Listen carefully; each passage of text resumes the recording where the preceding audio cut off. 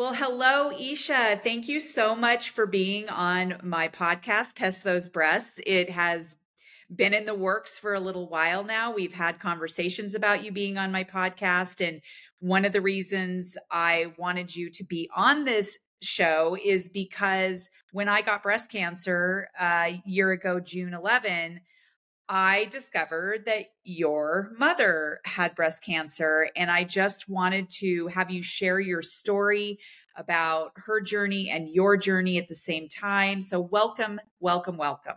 Thank you. I am so excited to be here. You have just been just this passionate advocate. Like, it's really amazing to watch women go through what you've been through, and then it becomes just such a powerful force in your life. So I'm excited. You know that I'm passionate about women, everything to do with women. And so thank you for letting me tell my story. And I'm a little emotional thinking about my mom because it's actually in 2024, it'll be 30 years since she passed away. So it's been an interesting journey.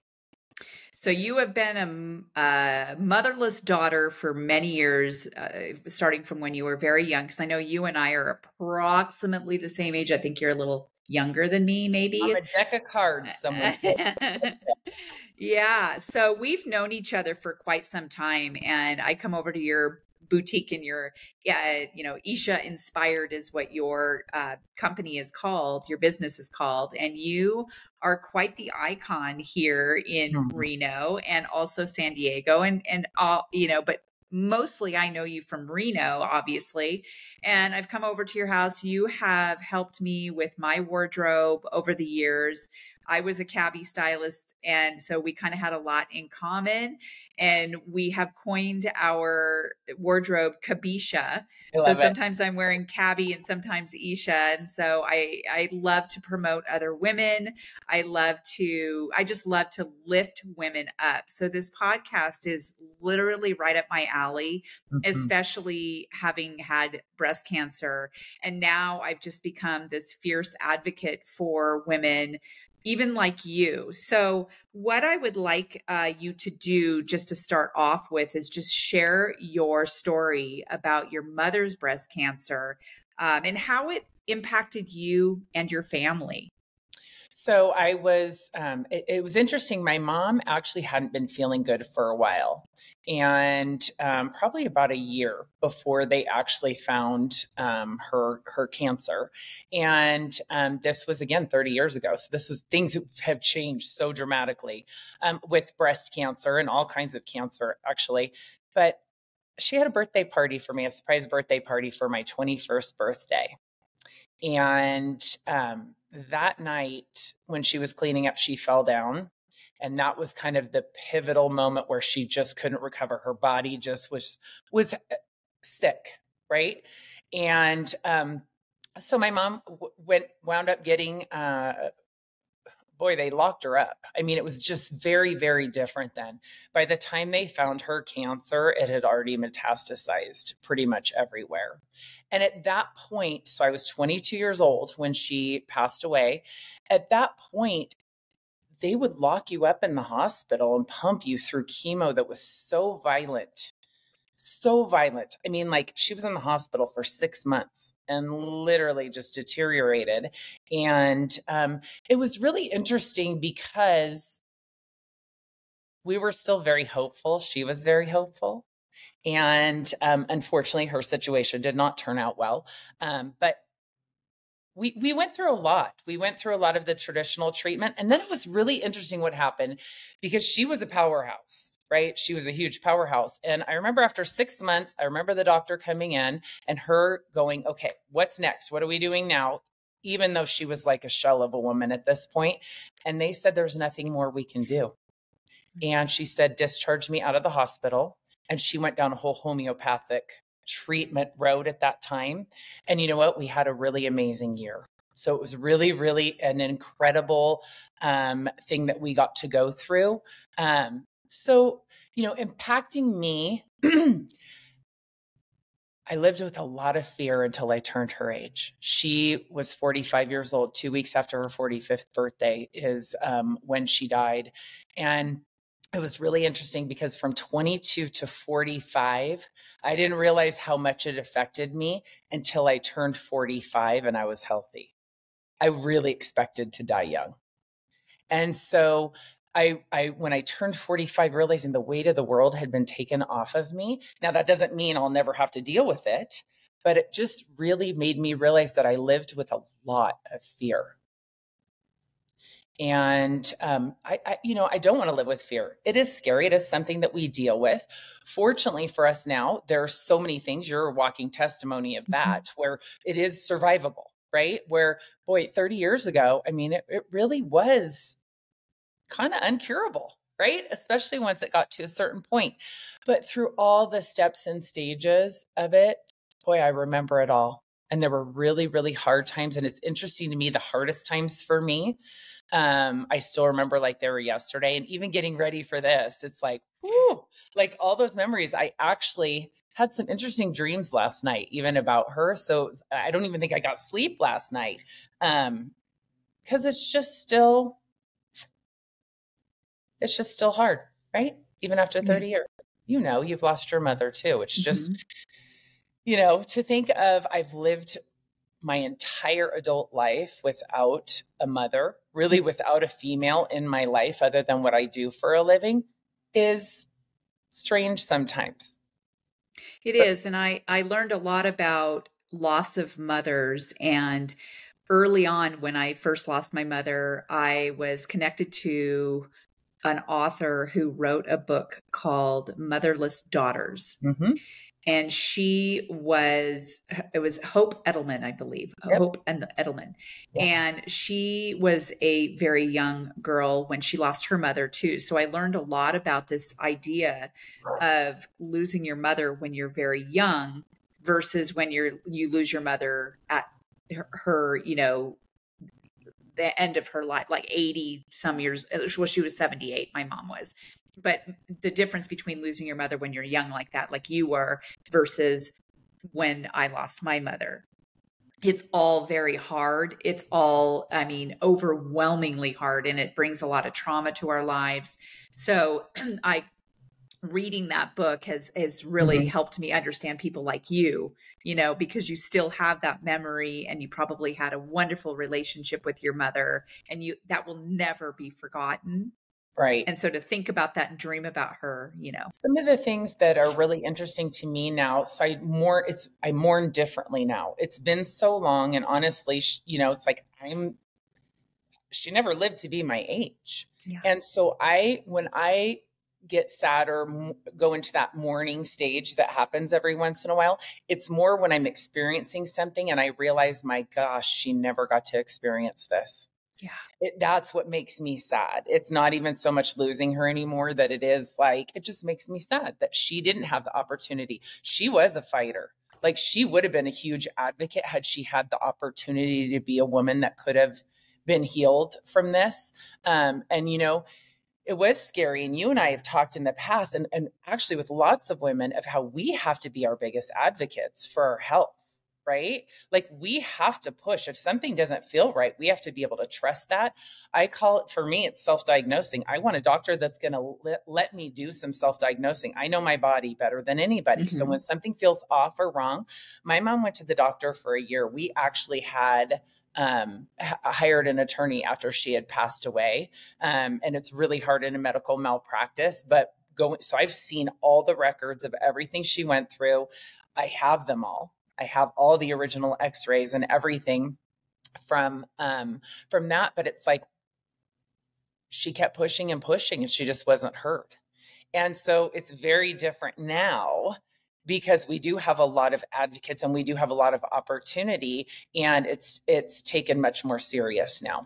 Yeah. And we do have more providers who are open to shared decision making. Whereas when your mother was diagnosed, it was more of a patriarchal type medical, system, where you go to the doctor, your doctor tells you this, and that's it. And you need to do this, this, and this, and that's it. And that is changing. Yes. It has changed. We do still have providers out there who do have that mentality. but it's our job to be able to advocate for ourselves and go get second opinions. I am very much an advocate for getting second opinions, even if it's the same answer that you Right. got from the original one. We need to be able to do that. And I've just learned so much about the differences between providers. And so, yeah, so that was actually this next question is, you kind of started touching on this already, is how your mother's cancer diagnosis affects your own lifestyle and your own, and your own health. How did that affect that? When you live in fear all the time, it's strange. It is an ongoing battle that I've had my whole life. I feel like it'd be very easy for me to go in that hypochondriac mode. Very, very easy. So even, with us being our biggest advocates and trusting when things are wrong, we also have to know when, okay, don't freak out, right? Don't create something that's not already there. I think the statistics of each one of us experiencing having cancer is scary, right? It's like there's a high probability that every single one of us at some point is going to deal with something Yep. on that spectrum. So it's a lifestyle, just kind of taking care of yourself, right? So I think for me, I really try to live, I'm so passionate about women. I'm so passionate about celebrating life. I'm so passionate about, we got to smile, right? There are things that really do help our health, and it's being around like-minded people. It's being around happiness. It's feeling joy. And that makes you want to take care of yourself more. So, this I've kind of grown up at always wanting to take care of myself. I don't want to die young. I want to experience life. I want to be as healthy as I can. I want to feel good, right? That's really a big part of it too. So I want to feel good. Boy, everything that you've gone through, it's like you don't feel good when you're going through all that. You and I have talked many times. And so really just spending time with yourself. I think I have time that I spend alone where I'm just in reflection, checking in with myself. How are you? Are you okay? Are you living in fear today? Have you nourished your body the way you need to? Is anything feeling off that you need to pay attention to? That's a big one. Last night I was like, oh, am I having a heart attack? I did. I go into this freak out, right? Do you do that now too? Oh yeah. I do freak out a little bit. What is that? What is happening right now? Right? Yeah. I'm my stomach was having some issues several months back, and I thought, oh my God, I need to get a colonoscopy again, because I just had one when I turned 50 5 years ago, almost 6 years ago now. And I talked my doctor into letting me get another colonoscopy because my stomach was just doing all these weird things, and I was freaking out a little bit. And they let me have it. Nothing was wrong, but yes, 100%. But if you weren't that advocate for yourself, then you have anxiety in your life, which we know stress is just awful on the body. So then it can affect other things that are going on with you. I am actually going in for a colonoscopy, my very first one. Ooh. And I'm 52. And the doctor that I saw recently was like, oh, you didn't have this when you were 50? And she goes, you have to promise me you're going to schedule this. Promise me. And that gave me anxiety. Now I'm scared to death to have it because I'm like, oh my gosh, was I supposed to do this 2 years ago and I didn't really realize it and didn't know? We have to just, again, we have the technology and the tools to be able to help us through some of this, but it's scary. I keep saying scary. I keep saying fear. I don't want to use those words all the time, right? So how do we find that balance in life from these experiences and feel empowered from them? If I'm living this fear, I can only imagine what you're feeling, or somebody else that has been through the hardest parts of this.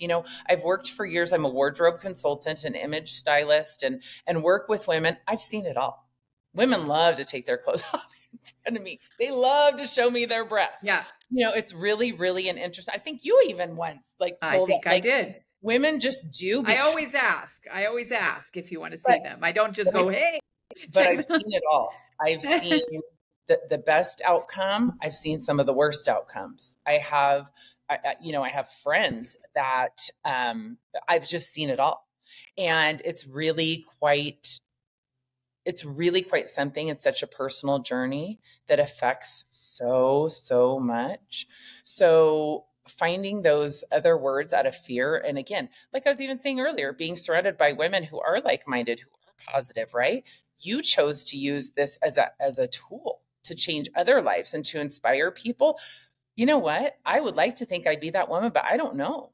Like, I don't know. It's like everybody kind of deals with these things different. So, yeah, I just, boy, boobs are a pain in the butt, aren't they? They can be, huh? They really are. They can I be. always think, in my head, I always think, oh, if it were me, here's what I would do. Right. Well, I imagine if it happened to me one day, it would be a whole different story.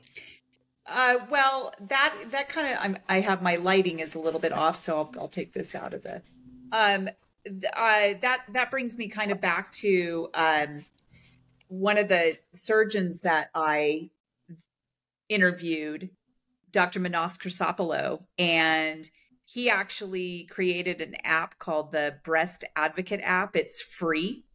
And we talked about this because with my situation, with what I did with my breasts, is that I had to make the decision very quickly at the end of my chemo. And I was going the mastectomy implant road, which a lot of people do, which is great and fine and all that. I just didn't want to do that. I knew that I had to have a mastectomy on one breast. But I found out about the kind of surgery that I had, that I have told you about, the deep flap surgery in New Orleans. And had I known about this app, I could have been doing research from the get-go, from this year ago summer when I first was diagnosed, and researching the kind of surgeries that might have been appropriate for me, and been able to research it. It's all research and experience backed. And this was created by this surgeon because he wants women to know what options would be best for you, maybe, so that you can make some decisions way before you even have to have surgery, hopefully. So, well, and I want people to know about that. I want people to know about that. And I love that too, because, if you just go Google different types of, there's too much information. You need solid information and a resource to go to so that you can make the best decision for yourself.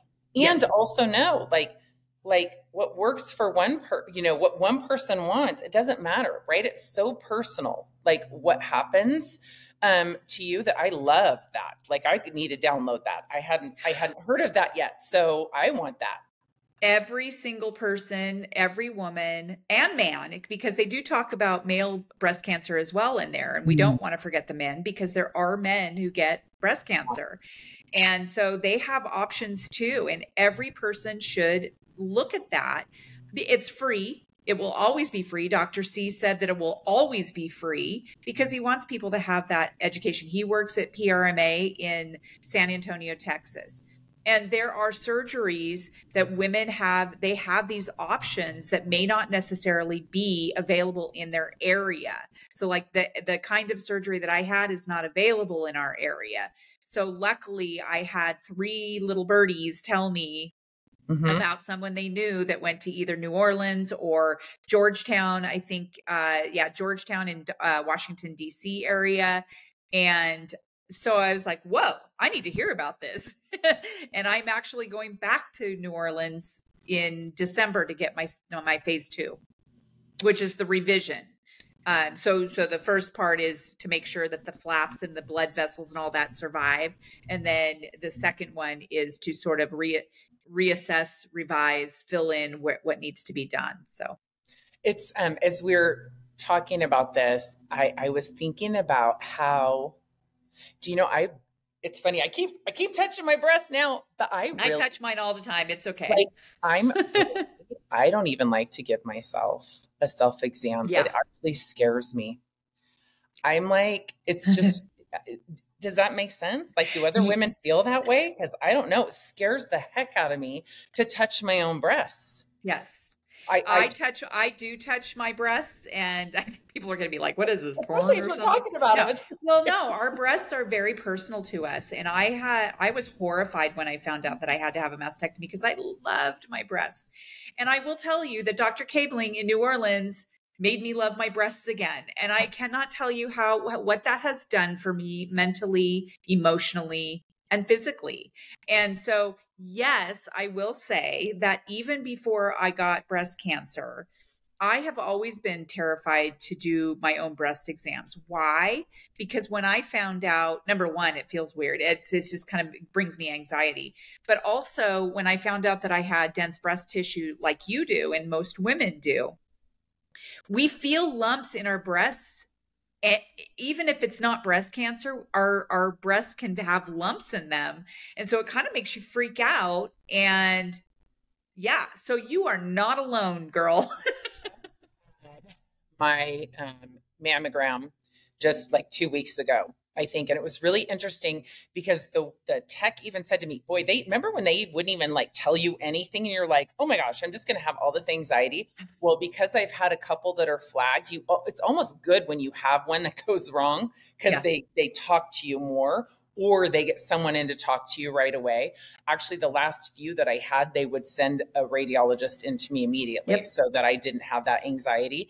But I just had this one, and the woman said to me, she goes, okay, so she goes, I want to show you something. She goes, I haven't looked at your records before. She goes, but this one area, it seems like there's a little something. Have you seen that before? And you know what is interesting is yes, I have. And it's when I put on weight and I'm heavier right now than normal. But it was so interesting because she asked me, like, we had a conversation where it's like, oh, I do know about this. She goes, I'm not worried. She goes, but don't be surprised if they want you to come in and have another one based on that, but we haven't looked at your records from before yet. And I was like, I'm actually not worried about it. It didn't even freak me out because I was like, all right, this has happened when I've put on weight and I am heavier than I like to be right now. So, and with the dense breast tissue, it's one side, it's one area that kind of does it and it's up high. So it was scary, but also like, it kind of empowered me of like, oh, I know this about my body. I can have this conversation. It doesn't scare me so much because it is something that changes on me. And that's the thing we have to understand too. Things are going to come up. There are things that we're going to have to do. So I'm actually going in for an ultrasound just because I have that dense breast tissue. Is it an ultrasound? Yes. No, okay. Yes. So I go in like next month. So, I'm just like, hey, I want to be proactive. Finding it earlier is so much better than finding it later, right? But I don't want to be so fearful. And then I told you I just went to my gynecologist for my annual exam. And even though she had seen my results, I mean, she got in there like I have never had a breast exam like that. And I loved it because it was a woman like, no, we have to be more aggressive with this. She goes, I want to get in there. Even though you have this, when I check your breast, I'm going to get in there, unlike you do. And I was just like, I feel like I'm being proactive. And that does take away some of that fear and that anxiety. It does. And I want to go back to taking care of yourself and listening to your body, because you and I have talked about this in the past where you're afraid sometimes to go in because what your mom had. You have that in your family already. I did not know. I didn't have any of that in my family. And it turns out that there's more of a percentage of women who get breast cancer who don't even have it in their family than people who do. But that said, if you know that it is in your family, it's important to do that. So going in and getting those things done and listening to your body, what I feel like between the time that we spoke months ago and knowing what I had, you've seen me bald, you've seen me, all the things, knowing what you know now, I feel like there's been a little bit of a shift in your thought process where you are fine going in there. Like when you do go into your breast exam and the person is doing the exam or the mammogram part, or, like the smashing of the boobs and the ultrasounds, like if I'm laying on the table and they're doing an ultrasound, I always look at that screen and I look at their face. and I can always tell if they see something. And so when I was in for my mammogram, I always ask for a diagnostics mammogram. I insist on having a diagnostics, and that includes the ultrasound and everything. So when Dr. McDonald, my radiologist who was there on duty that day, asked to see me, I knew something was wrong. Why did I know? Because I already knew that I had a lump, and I knew that it was large. I could feel it. I already knew that I had been going throughout the months in the spring with twinges of Oh, what do you yeah. like little twinges, I remember you telling me. little zappers, Hmm. and so I kind of knew. But of course, it was quite a shock when I found out for sure, because they got me in. I did a biopsy that week. I found out, the Saturday after my retirement party, Isha. I know. It's like, okay, so retirement, we had different plans for me. But knowing what you know now, more and more women getting breast cancer, it is scary, but it's also incredibly important to get your butt in there, because we know that knowledge is power. When we have the knowledge of what's going on with our body, and also because of this podcast, Test Those Breasts, that's all around the premise of early detection is key. So if you went in there and you got, say, stage 1 breast cancer, pretty easy peasy, not easy peasy, but Right. it's not metastasized like your mom's. It's not stage 2 like mine, or 3 or 4, right? It can be caught at stage 1. I have many friends who've had stage 1, and even though it's a pain in the ass, you got, a lot of times radiation, sometimes surgery, all of that stuff, you've caught it early. That's what you want, is to make sure that you get in there, you put it on your calendar, you don't put it off, you go and get it done. Just like your colonoscopy. If they are to get into your colon and they see polyps in there, they can just remove them right then and there. And it's better than waiting until you're 55, 56, 57, 60 when you have full on colon cancer, right? So it's interesting. Like, all these things are kind of going through my head about my mom, like little flashes, little memories of different things. And we're talking about advocating for yourself. And when she went through it, like, the image in my head is almost like she was this rag doll. She had no input whatsoever of what was going on with her. Her biopsy was awful. It was awful. Like, I remember being there for it. She was in so much pain. It was so hard. They had such a hard time. Just all of it was awful. And not male bashing, not at all. But I remember all of her doctors were men. Like, they had no idea whatsoever. Yep. And it was almost like she had no choices and no options. And I think it's really important. I'm telling you, I would rather have people think I'm a bitch and I'm taking care of myself than not. Like, if you can't handle doing what I want you to do for me, then maybe you're not the right doctor for me. Get somebody else in here. I have fired plenty of doctors where I'm like, again, we know our bodies, right? And sadly, this happens so much. Like, so many people get cancer. I strongly believe we're eating it fully. It's in our food in America, 100%. And, so many people are getting it that it's almost just like, oh, here's the next breast cancer patient. Here's the next routine thing that we have to do, where I don't think women always understand you do have choices. You do have choices of who gets to be a part of this incredibly intimate, frightening time, right? And not everybody has a strong support system. Like, your husband was a huge support to you, and not everyone has that. So I love that when we get to talk about these things, because like you, I want to empower women that we do have control. Not all, not 100%, but we do have control. That if something doesn't feel right in your body, hey, demand to have that. Like, you demanded, I want a second colonoscopy. You know what?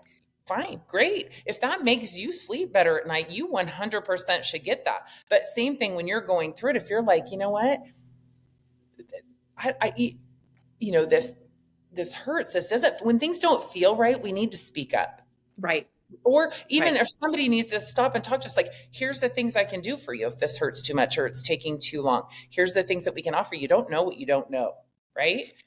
Right. And, speaking, and I want to talk about caregiving in a little bit, but with my husband, my husband was a great caregiver. He did what he needed to do to get through, because it was a big deal. It caused a lot of trauma in me and him. And he can say, oh yeah, we got this. But I know that he was struggling. Okay. And there were times where my husband did not support me in my decisions to get a second opinion, or we went rounds on when I decided to look into going to New Orleans. We went rounds on that. Wow. So he's a human being. He reacted in certain ways that I'm like, whoa, this is my body. I get to do this. It's interesting. There's a meme that one of my friends posted, I think it was yesterday, and it says, everyone wants a strong woman until she actually stands up, flexes her muscles, projects her voice. Suddenly she's too much. She has forgotten her place. You love these women as ideas, fantasies, not as breathing, living humans threatening to be even better than you could ever be. So I thought that was really interesting, because I am that person. I'm a very strong person. I do speak up for myself. And I told Dr. Crisopolo on our podcast episode that sometimes when I was speaking up and to my providers, I felt like kind of an ass sometimes. Like in my mind, in my heart, I felt bad, because am I being too much? Am I being, too forward or whatever? But in my mind, I was thinking, fuck no, this is who I am. And I am going to get that second opinion. I don't care what you say. I'm going to get that second opinion. And guess what? When I did, it was the right thing to do. Right. It just was the right thing to do. It's interesting because you were talking about your husband and caregiving. And I think, like, for me, a lot of the trauma was all of a sudden at a very young age, I went from the daughter to the caregiver. And my mom and I were very close. I'll tell you what, nobody could put me in a bad mood quicker than her, though. She would drive me crazy. But I was her favorite person. I was her best friend. She was my best friend too. But, so we were very close. I became not even just her caregiver. Look, this is making me tear up. She shared everything with me. So I knew every bit of pain that she had. I knew every bit of fear that she had. And it was almost unbearable. And I think sometimes, and certainly not to discount what you've gone through, but it's really hard. Like, I think when we love someone so much, it's almost like, I can't do this. And it brings out the opposite. I know at times I've reacted in ways to things where it's like, how am I reacting like this to the person I love the most? I think we just do that sometimes, right? Isn't that the joke, that you take out everything on the one that you love? But it's really hard. Sometimes I think for the caregiver, there's no one taking care of that person for the most part. You know what I mean? There's no one checking in on them. I mean, yes, there probably are some people, but it's really kind of like this intense boom. Everybody's life just changed. We don't know what's going to happen. So I think it's a lot to be said, even for your relationship. Like, that is a lot for a couple to go through. It would be impossible for couples to just stay strong and never to bump heads through it. It's just too much intensity in completely different ways on both sides, right? He's fearful of losing you. He's fearful of his whole life changing. When my mom, it's interesting because I can finally talk about these things, and people may go, what is she talking about? What is wrong with her? And you know what? It's the truth. When my mom took her last breath, I was praying to God to take her. I was praying to God for him to keep her with me. Like, it was this, like, two people inside my head screaming, take her, please don't take her. Like, I didn't know what to do. I was so tired the last month was so hard with her. Like we had a really, really good year when she was doing the homeopathic treatment. And then when it changed dramatically. But she was also pumped so full of poison and on so much medication and all those things that it's just a normal thing. But it's, boy, I'll tell you, it's hard. Like the things for me, like, and you and I have talked about this, the worst, the hardest moment for me, the one that just completely freaks me out was when my mom lost her hair. Mm-hmm. She had really, really long hair. And when she started losing it, I remember she had this big loose bun on her head. She just wouldn't touch it for a while, like probably a week. Right. So now it's just like, it's coming out, it's matted, it's everything. And she wanted me to be the one to cut it. It was one of the worst days of my whole life. And you know what? Part of it, I'm like, when I think about it, I'm almost mad at her that she put me in that position. And she kept the hair. And you have it, right? I don't anymore. Oh, I thought you I don't anymore. No, this is actually kind of an amazing thing. I don't anymore because it was really a burden to me. It was a burden to me. It was like just an awful, awful day.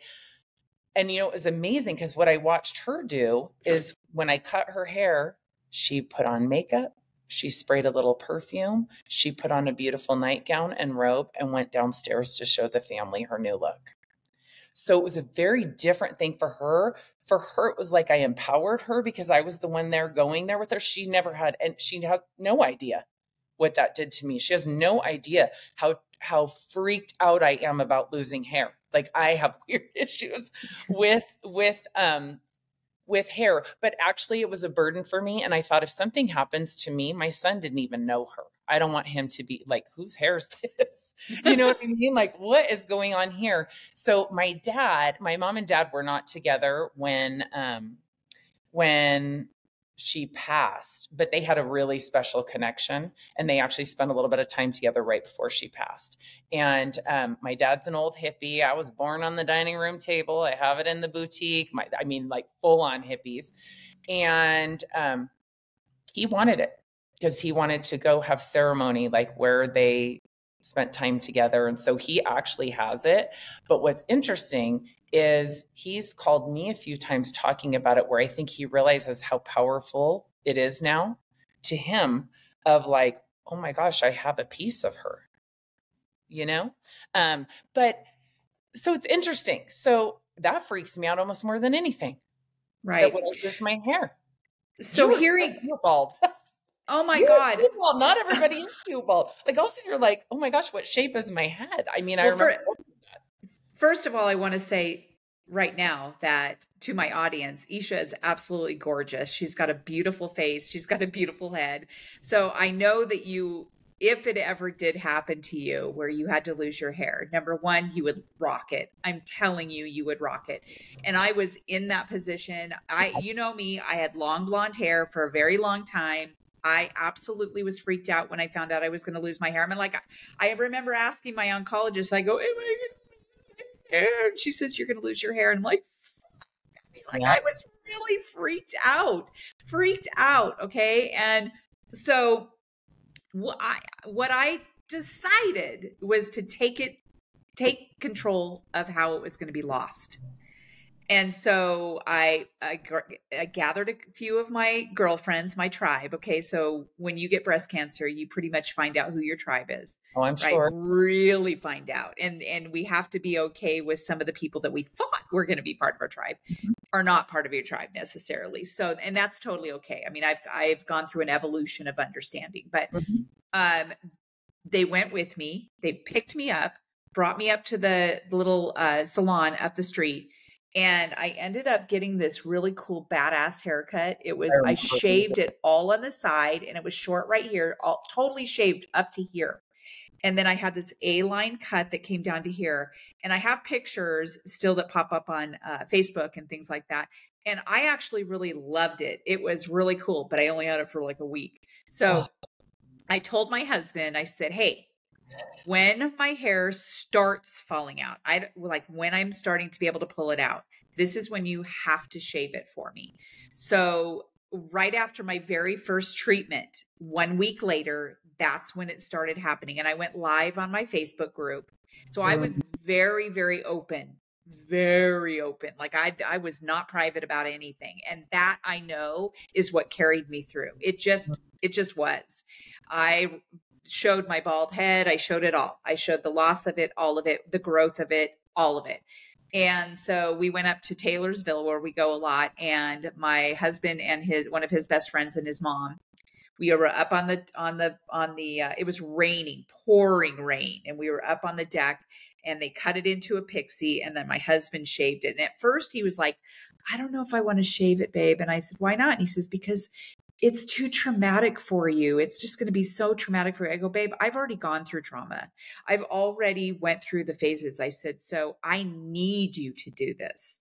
And he did. And it was a good way to do it. And then I just went around rocking the GI Jamie, he called me, look for a while. And then it started patching, coming out. So that's when I really started wearing beanies and hats and turbans and things like that, big earrings.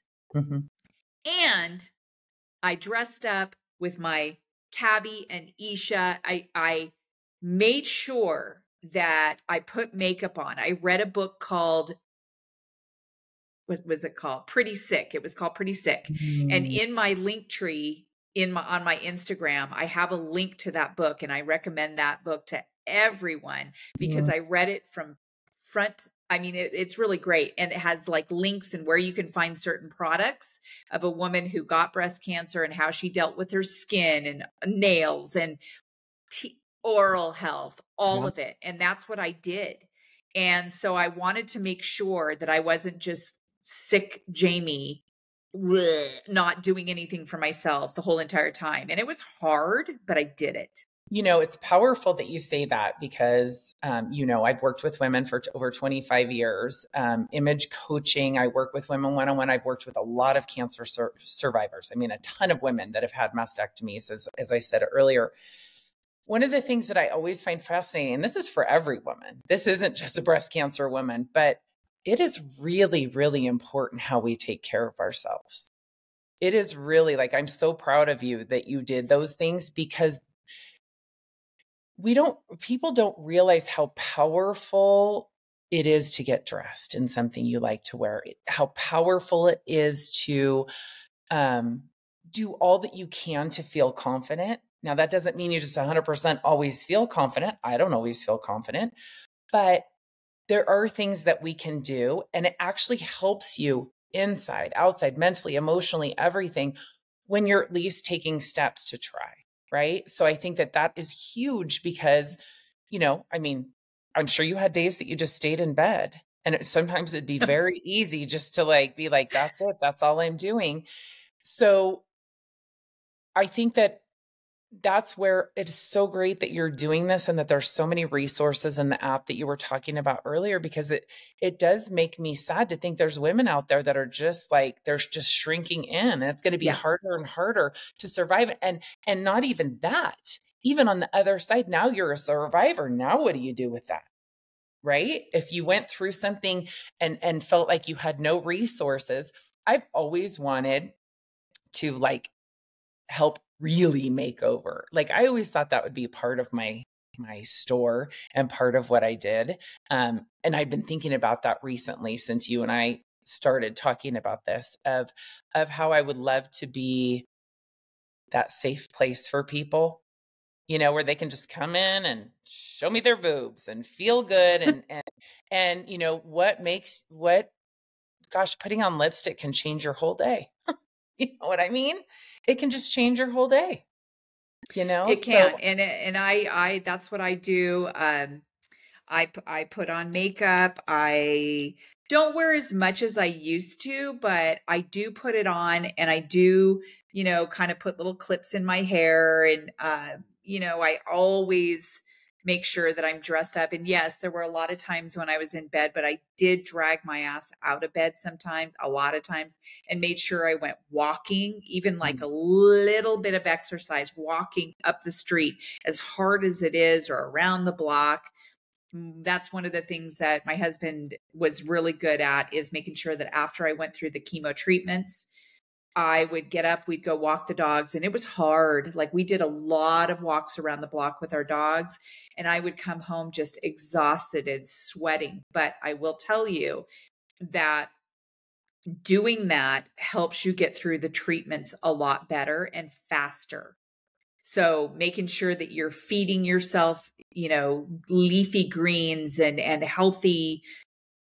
I essentially went plant-based. Every so often I'll have a little bit of meat, so I know it won't kill me or anything like that. But I've just really gotten into this plant-based diet, and making sure that I get my exercise, whether it go to yoga, or getting on my exercise cycle, or going on a hike, or whatever it is, and taking care of us from the inside, and then making sure that, taking care of ourselves on the outside as well, as far as getting dressed and putting makeup on, and making sure also that you're looking at your products, looking at what products you're putting on your body. Because I heard you say earlier that you feel that we're eating cancer, and there's so many things that you can do to avoid that kind of toxins in your body.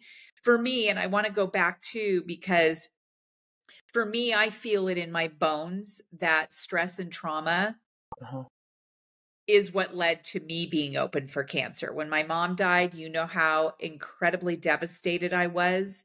And I still am just so heartbroken about having her gone. It'll be 4 years this October 6th.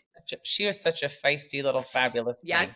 So glad that I left when she would come shop with you. So. Oh my God. She loved fashion, Isha. She, when my brother made her, the video for her celebration of life, first of all, everyone loved my mother, as evidenced of how many people came to her celebration of life. It was unbelievable. But my brother had made this amazing video that started back from when she was born and went through the decades, all through the decades. And my mother, number one, could wear the most ugly stuff ever when she was home. But man, that woman had great. She had such style. She lived through the decades, and she emulated, I guess is the right word, the hairstyles, the fashion, and all of that stuff. She was a sharp dresser. She always had, her nails were always on point. Even in the hospital, I remember in her last days, even in the hospital, I would say, "Mom, your nails look immaculate." She died with the most amazing nails. That's, you know what, but she also really put out a lot of light, like the time, that I met her. And so that even goes back to what we were saying earlier. Like, you have to take care of yourself. It's easy. We all have light inside of us. It's easy to kind of hide that light, because I think a lot of women don't think that they have it, where it is in there. So what is it that lights you up? What can you put on that makes you feel good? Is there a lipstick color? Is it the way you do your hair? Is it fingernails that do it for you? Is it clothing? I have a clothing boutique. I see 100% difference in women when they are dressed in something they feel good in versus when they're just wearing what was in their closet that doesn't make them feel good. You were talking about your mom, and it's so funny. I just had some girlfriends stay here, and they're younger friends. So I feel like I just got this burst of youthful energy because they were staying here with me. And, it got cold. It's been cold here in Reno at night. I have the worst pajamas. People would die if they saw what I wear. And all of a sudden I was like, oh my gosh, I didn't even think about it. I didn't even think that I need some cute jammies. It was awful. It was awful. But I totally understand that, because, hey, and that's okay too. Hey, you can do whatever you want. But again, taking those steps and having that time with yourself of just okay, right now, what's going to make me feel good? Even if just every day, there's just one little thing that you do for yourself that makes you feel good, do it. It's so powerful in every aspect of your life to treat yourself like you would treat your favorite person in the world. Right? You know what I did? One of the things that I learned how to do when I was bald is put eyebrows on. Okay, so this podcast, I want to say, is truly about supporting women Yes. in their journeys, from diagnosis through their journey, through their healing and recovery and healing. There are so many things that I wish I would have known. I actually am the type of person to reach out and get that support from people. There's so many people who are just like in a shell and like, oh my God. And I really want to be able to provide all the myriad of different resources and ideas that we can do to tumble through this. I really feel that this podcast is one of them. And just bringing you on this podcast episode, can help so many women think about what they're going to do when they go through, when they're bald, when they feel like they feel awful inside. How is it that they can make themselves feel better? Whether that be putting some eyebrows on. It's not the end of the world, especially if you catch it early. It's not the end of the world.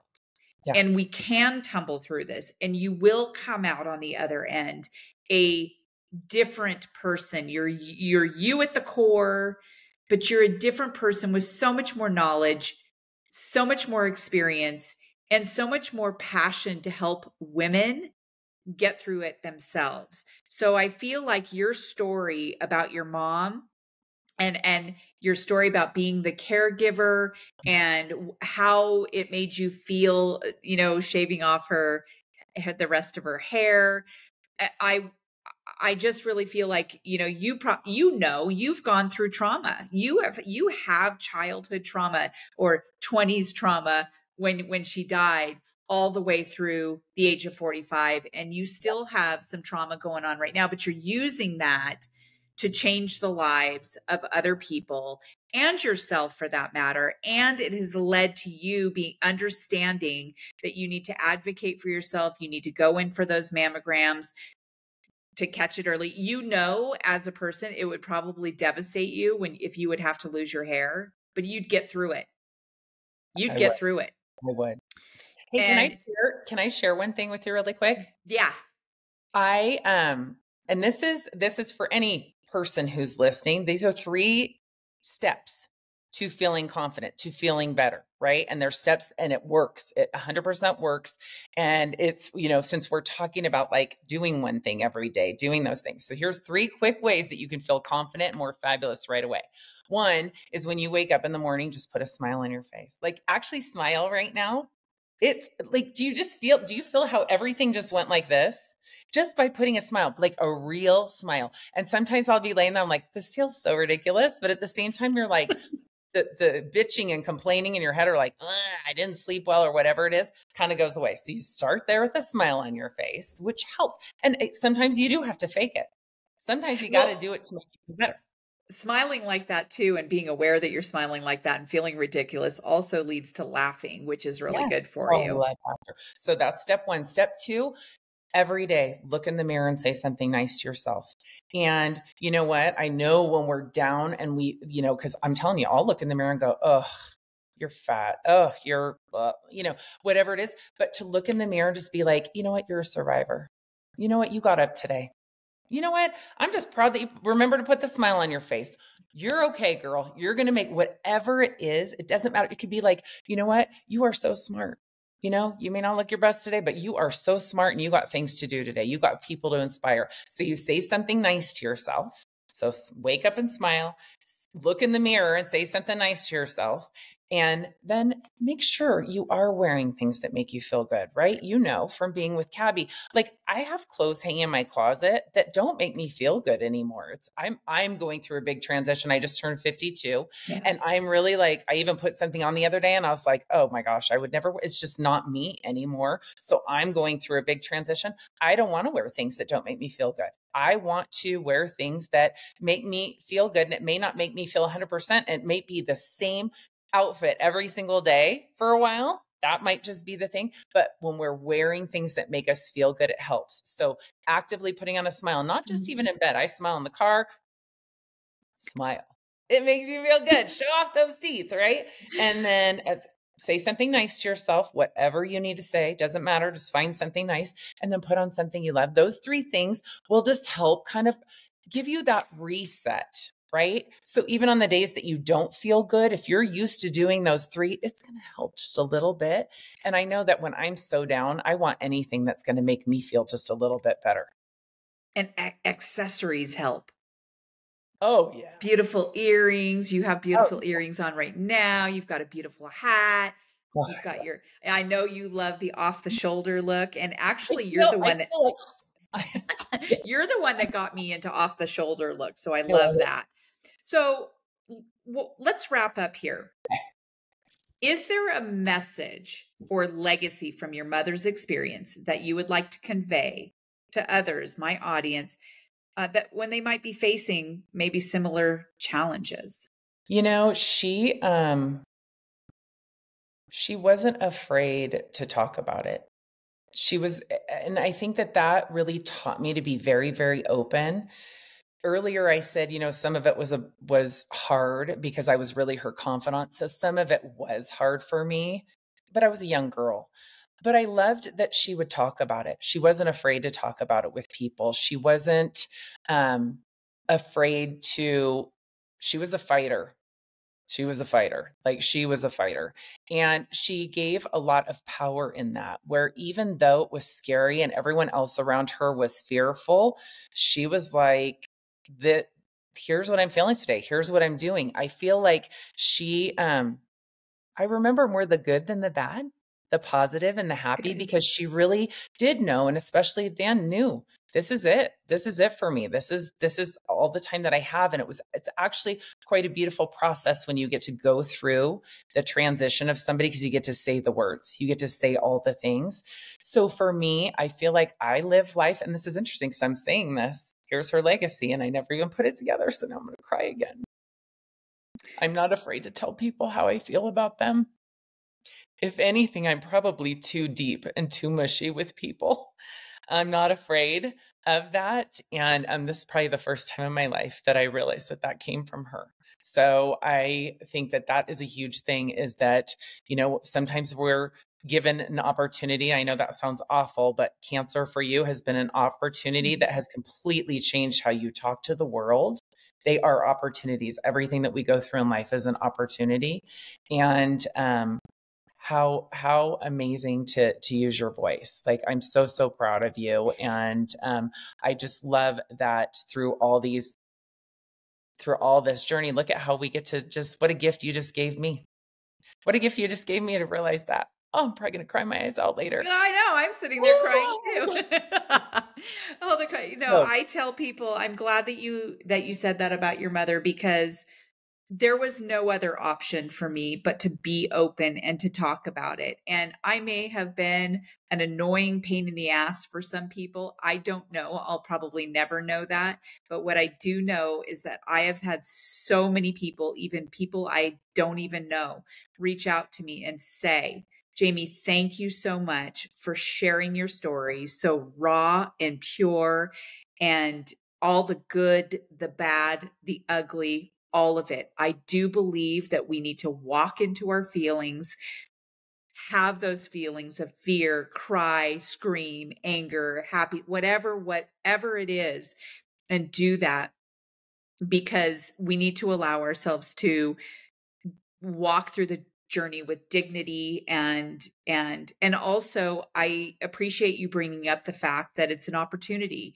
It is hard to see that it's an opportunity. It just is. I did not see that at the beginning. I see it now. And I just interviewed one of my new Pink Sisters from Florida, Chrissy Florio, and she just talked about this was an opportunity for us to be able to inspire other women and bring in resources and shorten the learning curve for other women. So thank you for bringing that in. And I am so thrilled that you came on this show and shared your story. I know so much more about you now, and I Mhm. just want to come give you a big hug. Can you share with our audience what resource you have? I know you have your website on there. Can you explain a little bit about your website and, just to Yeah, help? so ishainspired.com. And so my name is actually it's an old Hebrew name and it means woman. So, and not a lot of people know that, but really, even that Isha inspired really is woman inspired. And I'm very passionate about helping women. I like to work with women one on one. It's not just a place to shop; it's a place to get to know me. It's a place for us to have community. You know that. When I go live, I mean, women just start talking to each other in the comments. Women from all Mhm. over the world that have never even met each other, and so it's really fun. It's the same kind of thing as this. We're trying to create communities to uplift women. So I am always around. I love working with people one on one. I have the online boutique, but I have a lot of private services too. And I'm always honored when somebody wants to work with me and wants to, um, you know, discover themselves. And I'm really good, at a little capsule collection. I can show you how to wear like 30 outfits out of 5, 6, 7 pieces of clothing. So it is kind of fun sometimes I think when you're going through hard times, you need to do things for yourself that make you feel good. And sometimes it is just like, listen, I need some comfy clothes that I know how to put together, that I know how to do. And that's what I'm really good at, showing you how to I do. I can't tell you how many times when I was going through cancer that I watched your Wardrobe Wednesdays and Fashion Fridays. It really brought a smile to my face. So to my audience, if you want to have some good entertainment, because Isha's super down to earth and goofy, and And she crazy. doesn't, Yeah, goofy is a good and word. she will be the dork, or whatever. But it's fun because you are such a fashionable, wonderful, great personality human being, and I appreciate you, and I need to come over and look at a couple of your pieces. I have a really good idea, by the way, just to think about this. You were talking about how you had some younger women over at your house. Did you have them spend the night? Yeah, they stayed have here. They came from San Diego. have you ever thought about possibly once a month or every 2 months or whatever, maybe once a quarter, having like this, almost like a bed and breakfast type at Isha's house? It's Just fun. putting it out there because you like champagne and everything. Oh my God. and So and much. but I think it would be such a fun thing to do, to just have a certain amount of women over there and just get in their jammies and have a good time and have some dinner and some wine or whatever. And then, take a look at some fashion and then wake up the next morning and have a little brunch and then scoot everybody along their way. I love the idea. So I actually have a retreat coming up in November Oh, that I'm going to be doing actually at the clubhouse here where I live. We have a clubhouse and it's Flourish. So it's okay. all about flourishing as a woman, but I love the ideas. I would love to, I just love being around women. I love one of the girls, she slept with me in my bed and it was like it was so funny. Ooh. We wake up in the morning and I go, do you mind sleeping with me? Cause we didn't have enough room, I didn't have enough beds. And she's like, oh my gosh, she goes, that's so much more fun when you're on a girl's trip to be able to sleep. Wake up in the morning and just be cracking up about the night before. And then the other friend would come in and she'd lay on the bed with us and we'd all have our coffee and talk. Women we're so fabulous. They We're are. so And much you know what? When you find your tribe, you fun. know who they are and it's Yeah. fun. So, Yeah. little fun fact before I say goodbye, Okay. my middle name, Deborah, is Hebrew. I don't know Oh, if you ever knew that. uh-uh. So, there you No. go. Isn't that Okay. funny? So, thank you so much, Isha. I just adore you. I always have. I feel like I know you on such a deeper level now. And to my audience, please visit ishainspired.com and check out what Isha has and how she can really truly make you feel so, so beautiful in all different ways. And so, to my audience, thank you for joining us on Test Those Breasts, and I will see you next time on the next episode. Bye, Isha. Bye. Thank you.